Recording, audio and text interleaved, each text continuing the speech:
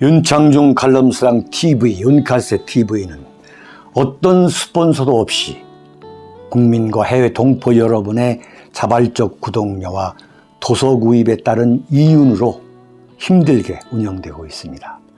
여러분에게 6권의 책을 권유합니다. 3년간의 죽음보다도 더 고통스러웠던 그 기록을 담은 피정, 그리고 박근혜 대통령 탄핵을 기록한 2017년 12월, 운명, 문재인 정권의 피비린내 나는 정치 보복을 상세히 기록한 칼춤과 부활. 박근혜 대통령의 탄핵이 과연 정당했는가? 유승민의 배신의 정치가 정당했는가를 물으면서 제가 대구에 내려가서 쓴 깃발, 이렇게 6권의 책을 권유합니다. 여러분이 윤칼세 TV를 유지시켜 주시기 바랍니다. 5번째, 윤석열 협박한 박지원 엑스파일. 참, 내가 참 기가 막혀가지고. 내가 여러분께 말씀드린 게 뭐냐면, 윤석열 정권 몽땅하고 윤창중하고 대결해도 내가 이길 수 있다. 큰 소리 치는 게 아니에요. 박지원이가 방송에 나와서 뭐라고 얘기했느냐.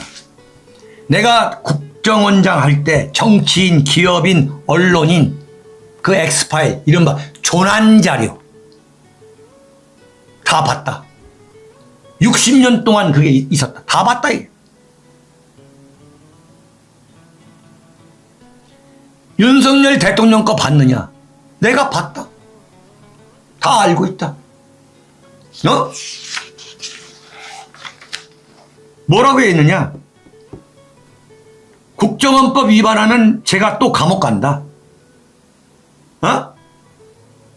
그러니 디테일하게 얘기는 못하지만 근본적으로 윤석열 파일도 국정원에 있다 얘기한 거예요. 아니, 이 소리를 듣고서 윤석열 대통령실이나 국민의힘에서 어느 누구 하나 아무 반격도 안 하는 거예요.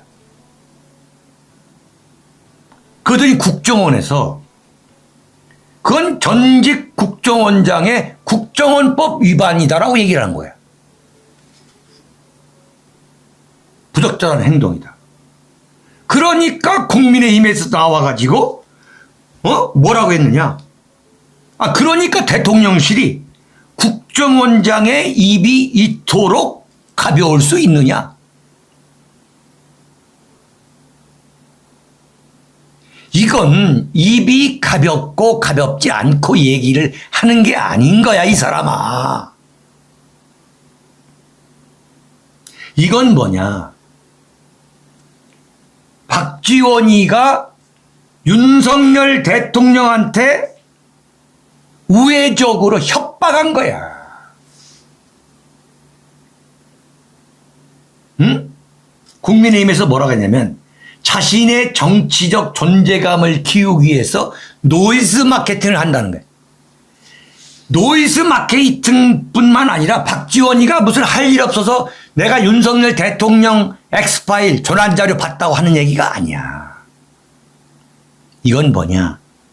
돌아가는 걸 보니까 윤석열 대통령이 박지원 자기를 감옥에 보낼 수 있다라고 하는 위기감을 이건 동물적으로 깨달은 거예요.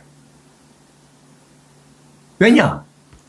분명히 윤석열 대통령의 분신이라고 하는 장제원이가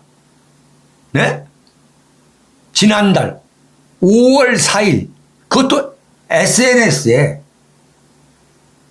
윤석열 정권에서는 새로운 국정원장이 임명될 때까지 박지원이가 계속 국정원장을 한다고 그랬어. 5월 4일 날. 그랬더니 5월 11일 날 박지원이가 받아가지고 나는 윤석열 대통령에까지 충성하겠다 한 거예요. 그러니까 박지원이가 계속 국정원장을 하는 걸로 알았어. 근데 갑자기 6월 10일 날, 아니죠. 5월 10일 날. 그러니까 4월 4일, 4월 4일, 4월 10일이네. 날짜가 바뀌었어. 한 달씩 거슬러 올라가야 돼. 근데 갑자기 5월 10일 취임식을 하고서 5월 11일 날 물러나라고 윤석열 대통령실에서 연락이 왔다는 거 아니야. 박지원이한테. 그걸 박지원이가 딱 보고서 내가 윤석열 정권에 붙어 먹으려고 했는데 윤석열 정권에서 내가 감옥에 갈 가능성이 있구나. 직감한 거야. 그때부터 박지원이가 본격적으로 움직인 거야. 야, 이게 뭐냐? 아니, 뒤통수 칠 거구나. 응? 이게 뭐냐? 박지원이가 윤석열 정권에서 보복당할 가능성이 높다고 판단하기 때문에 박지원이의 아주 전통적인 수법이야. 협박하는 거야. 지난번 대선 때 윤석열 대선 후보 캠프에서 이른바 박지원의 여자 조성은이의 고발 사주 의혹 사건이 터지니까 박지원이가 뭐라고 협박했어요? 용산 세무소장 사건에 대해서 내가 윤석열 후보가 어떻게 개입했는지 내가 너무 잘 알고 있다. 이거 터뜨리겠다. 나를 건들지 마라. 응? 국정원장은 정치 개입 못하게 돼 있는데 내가 터뜨리겠다고 협박한 거 아니야. 그 협박한 거하고 똑같은 거야. 아이고, 우대환님, 윤대진. 우대환님 반갑습니다. 예예. 네? 박지원이가 지금 이 말은 뭐냐? 윤석열하고 맞짱 뜨겠다는 얘기야. 맞짱 뜨겠다. 그래서 국정원에서 이게 뭔 소리냐 말이야. 그리고 또 대통령실에서 감옥에서 보거라 뭐 이런 식으로 얘기하니까 박지원이가 쓱 빠져나갔어요. 앞으로 유의하겠다. 아니, 그 이야기를 하면 이런 게 나올 줄 몰랐어? 내가 그래서 윤석열 정권 다 합쳐도 몽땅 합친 거하고 내가 맞짱 떠도 내 자신 있다고 보는 거야. 내가 박지원보다는 적어도 10년이 넘게 내가 먼저 정치부 기자했어. 내가 정치부 기자한 건 1981년이고 박지원이가 동교동에 들어온 게 1992년이야. 나보다 10년 정치판에 늦게 들어왔어. 내가 박지원이 다 알아요. 내가 홍준표 다 알아, 내가. 이걸 모르는 거야. 윤석열 엑스파일 다 봤다. 내가 정치인들 엑스파일 얘기하면 다 이혼당한다. 이게 뭐야? 윤석열 술 먹고 어떻게 한다. 내가 다 안다는 얘기를 하는 거라니까.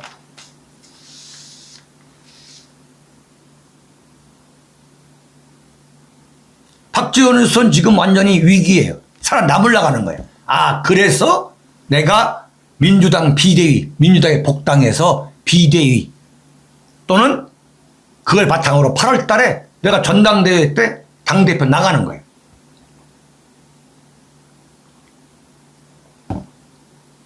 그래서 그리고 또 하나 뭐냐. 윤석열 대통령이 이른바 평산 문재인 씨 그 사저합 시위 집회에 대해서 법 따라 하자. 법대로 하자는 거. 딱 이거 보고, 아이고야, 이거 봐라. 이거 문재인하고 나하고 이거 몇 사람 잡아 넣겠다는 거구나. 검사 근성 그게 어디 가겠나. 그래가지고 문재인 쫓아가서 문재인하고 손잡고 윤석열하고 공동 방어 전선 만들자. 내가 민주당에 가겠습니다. 나 좀 도와주세요. 이미 다 얘기된 거야. 응? 뭘 알고 얘기하라 이거야. 그런데 거기에 김건희 여사 보내가지고 뭐 문재인 만나고 무슨 권양숙이 만나고 지금 당신네들이 말이야. 그러다가 탄핵당해가지고 감옥 가는 거야. 어?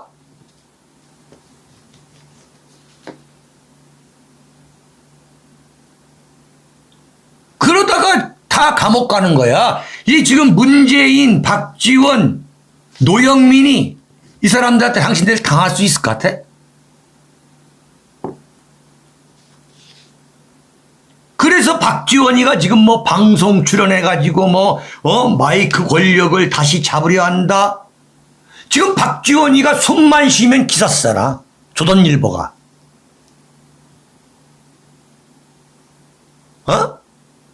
조선일보가요. 이준석 봐주고 윤석열 봐주는 것 좀 하지만 박지원 똘마니, 박지원 장학생들이 조선일보 다 지금 장악하고 있는 거야. 응? 전부 다 더블 플레이하고.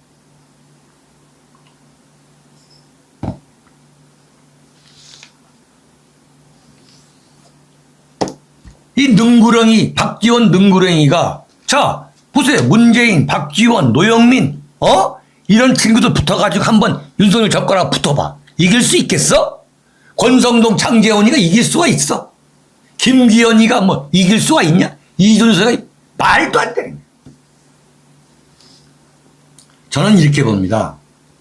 박지원이가 윤석열 파일을 봤다고 그래요. 이건 100% 봤을 거예요.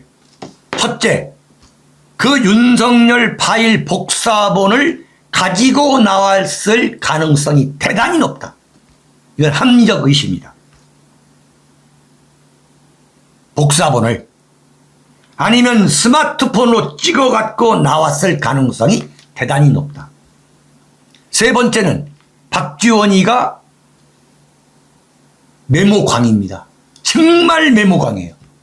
윤창중과 비슷해요. 메모광. 깨알같이 메모하고 나왔을 가능성. 아니, 세 가지가 높다고 봐요. 대단히 높다고 봅니다.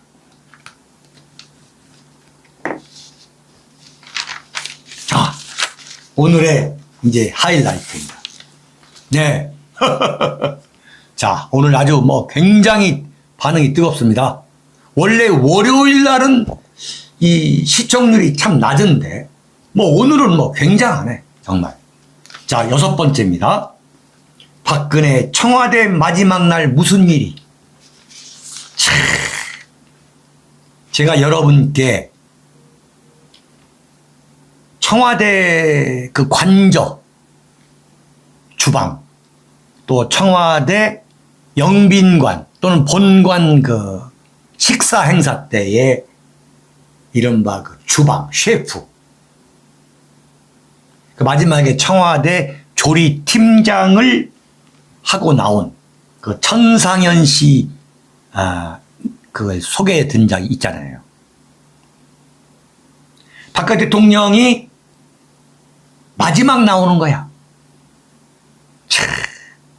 1927년 3월 10일 헌법재판소에 의해서 전원일치 파면이라고 하는 정말 최악의 치욕을 겪고 났는데 조국이가 방 빼라고 한 거 아니야. 삼성동 그 사저에 난방시설이 됐던 안 됐던 간에 무조건 나가라고 한 거 아니야. 그래가지고 삼성동 그 냉골 그 사택으로 사저로 돌아오기 전에 기가 막힌 거예요. 그날 저녁에 오후 6시쯤에 박근혜 대통령이 그 주방에서 일했던 요리사하고 그 이제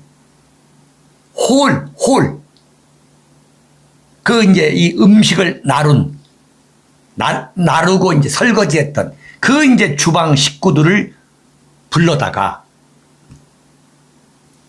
그동안 4년 동안 음식 너무 고맙게 먹었어요. 감사합니다. 라고 이제 인사를 하는데 그 이 천상현이라는 그 주방장, 그 소위 말하는 조리팀장이 고개도 들지 못하고 뭐 울음바다가 됐겠지, 울음바다가. 바닥을 쳐다보는데 박근혜 대통령의 엄지발가락 스타킹에 구멍이 나 있더란 거 아니야, 구멍이.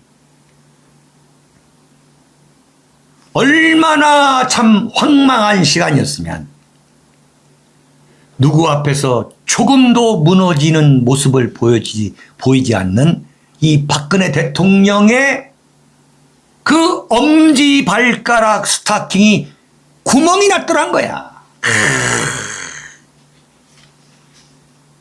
네? 근데 바로 얼마나, 쫓겨나온 거야. 그 완벽주의자인, 이른바 완벽주의자, 고결주의자인 박근혜 대통령이 쫓겨나온 거야. 와. 그 억울한 걸 생각하면 박근혜 대통령이 살아있다는 것만 하더라도 이건 정말 신이 만든 기적인 거야. 응?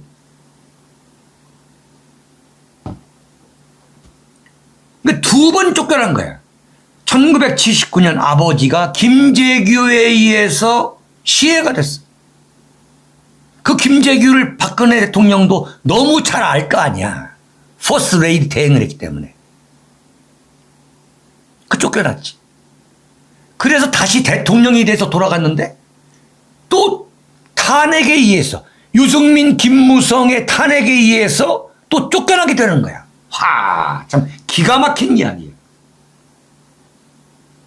그런데 이 천상현 씨가, 이 조리팀장, 청와대 조리팀장 천상현 씨가 동아일보하고 또 인터뷰를 했어요. 동아일보에 누구랑 인터뷰를 했냐면 이진구 기자하고,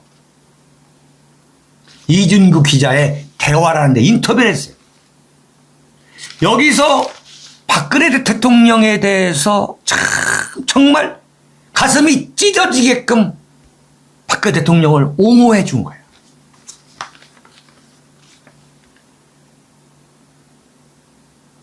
박근혜 대통령은 혼밥을 하는 경우가 많았어요. 행사 같은 데 가면 참석자들과 함께 식사를 해야 할 때가 있잖아요. 그렇잖아요. 오찬 만찬. 그런데 소화를 잘못 시키다 보니 박근혜 대통령이 위가 약한가 봐요. 식사를 저도 여러 번 같이 했는데 굉장히 조금씩 집어먹더라고요.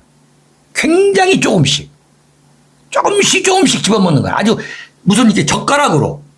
네? 이 젓가락으로 말이죠. 아주 조금씩 집어먹는 거야. 그게 내가 이제 의문이 풀린 거야. 의문이. 저 양반이 위가 약해서 그랬구나. 이렇게 막 먹는 게 아니라 그냥 이렇게 막 하나씩 집어먹어. 밥 알 하나씩. 그런데 소화를 잘못 시키다 보니 함께 못 먹고 그냥 올라오곤 했지요. 관저에. 예컨대 영빈관이나 본관에서 어떤 이제 오찬 만찬이 있을 때 끝나고 거기서 밥을 못 먹고 그냥 올라왔다는 얘기예요. 그래서 저희가 비행기나 기차에서 드시게 김밥이나 샌드위치 같은 간단한 음식을 미리 마련했어요.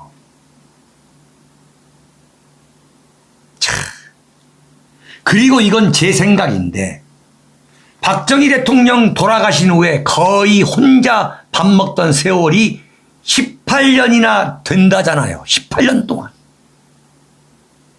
사람들은 대통령이 혼밥한다고 뭐라 하지만 그런 세월이 너무 길다 보니 습관이 된 탓도 있지 않을까 싶어요. 박근혜 대통령이 탄핵을 당할 때 얼마나 대한민국 언론이 박근혜 대통령이 혼밥을 한다고 말이야. 얼마나 그야말로 쑥대밭을 난도질을 했냐 이거야. 근데 이 양반이 그렇게 볼 게 아니다. 18년 동안 혼자 식사를 하다 보니까 남하고 함께 식사하는 게 혹시 불편해서 그럴지 모르는 하나의 습관이 아니겠느냐. 탄핵으로 청와대를 나갈 때 마지막 인사를 하는데 스타킹에 구멍이 나 있더라고요. 그러니까 이 동아일보 이진구 기자가 믿지 못하겠다는 투로 뭐라고 했느냐. 머리 손질을 안 하면 외출도 안 하는 스타일이라던데요. 이렇게 물어본 거야. 그랬더니 이 천상현 조리팀장이 뭐라고 얘기했느냐. 오후 6시쯤인가 관저 관리 직원들을 부르셨어요. 조리팀 사람들에게는 4년 동안 음식 너무 고맙게 먹었어요. 감사합니다라고 하셨는데 뭐라고 말할 수가 없어서 고개만 숙이고 있었지요. 참, 그때 엄지발가락 스타킹에 구멍이 나 있는 게 보였어요. 구멍 난 걸 모르고 신은 건지 신고 있다가 구멍이 난 건지는 모르겠지만 누가 그러더라고요. 품성이 되신 분이라고. 품성이. 솔직히 그 경황에 그냥 나가도 뭐라 할 사람은 없잖아요. 네? 그 경황에 그냥 주방에 있던 분들한테 아무 얘기 안 하고 그냥 나가고 서서 나가면서 고맙다고 될 텐데 따로 불러가지고 특별한 이 석별의 인사를 한 거야. 누가 그러더라고요. 품성이 되신 분이라고.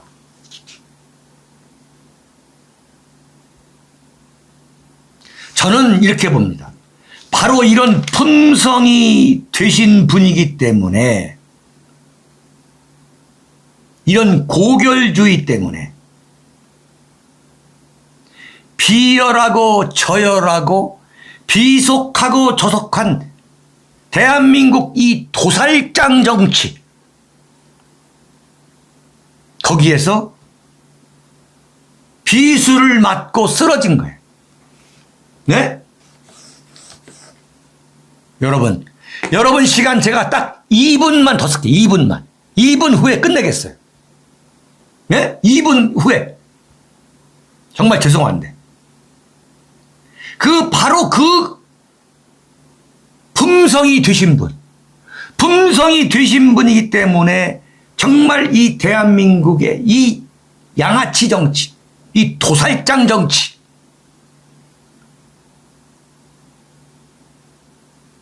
그 유승민이가 야수의 본성으로 맞선다고 했잖아요. 그 야수의 본성에 품성으로 박근혜 대통령이 맞섰기 때문에 탄핵을 당하신 거예요. 박근혜 대통령의 이 비극은 바로 그 야수의 본성을 갖고 있는 유승민, 김무성, 전효, 이명박계의 이 정치 보복에 당하신 거야.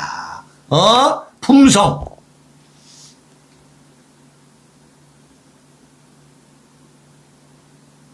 박근혜 대통령은 인간은 그렇게 살아야 된다고 생각하는 거야.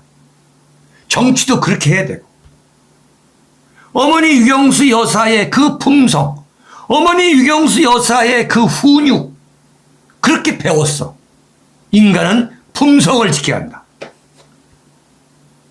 그리고 퍼스트 레이디를 6년 하면서 박정희 대통령으로부터 그렇게 배운 거야. 네? 박정희 대통령이 정말 자기의 눈에 넣어도 아프지 않은 그 박근혜를 자기 큰딸 박근혜를 퍼스트 레이디로 데리고 다니면서 이른바 대한민국을 어떻게 이끌어야 가야 되느냐 하고 하는 이른바 그 제왕학을 다 가르쳤는데 그 제왕학을 가르쳐 주면서도 자신이 권력을 유지하면서 그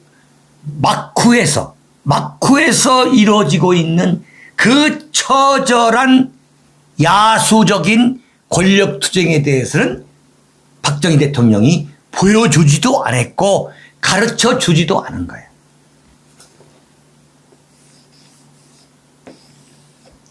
그래서 박근혜 대통령은 정치도 품성의 정치를 해야 한다고 생각한 거예요. 이걸 당한 거지. 네. 여기서 당한 거야. 여러분, 역사에서 가정은 부질없다 그럽니다. 그러나 이 이명박 대통령이 정권을 잡아서 이른바 친박 공천 학살을 했을 때 그때 박근혜 대통령이 나와가지고 한나라당을 나와가지고 이른바 친박 연대의 몸을 담았다면은 대한민국 현대 정치사가 나는 달라졌다고 보는 거예요.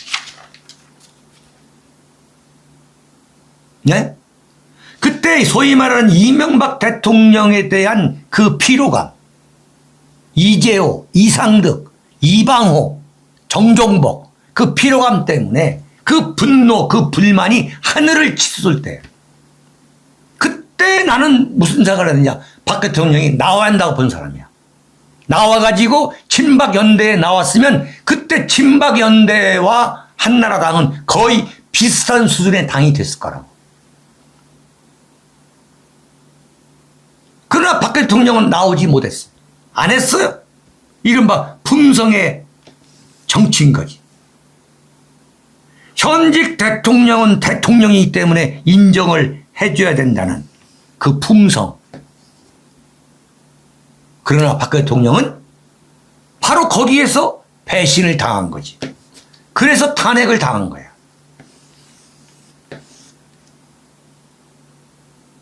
나는 이 얘기는 왜 내가 하느냐. 이른바 윤석열 정권에서도 박 대통령은 분명한 각성이 있어야 한다 이거예요. 정치는 품성의 정치가 아니다. 결코 품성의 정치가 아니다. 윤석열 대통령과 윤석열 윤핵관한테 품성을 요구한다는 것은 그건 순진한 거다. 정치인에게 순진한 것은 미덕이 아니다.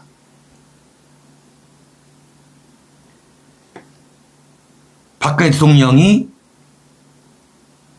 이명박 대통령 시절에 결단을 해야 할, 선택을 할 수밖에 없는 상황이 있었던 것처럼 윤석열 정권에서 틀림없이 선택을 할 수밖에 없는 상황이 나는 반드시 온다고 봐요.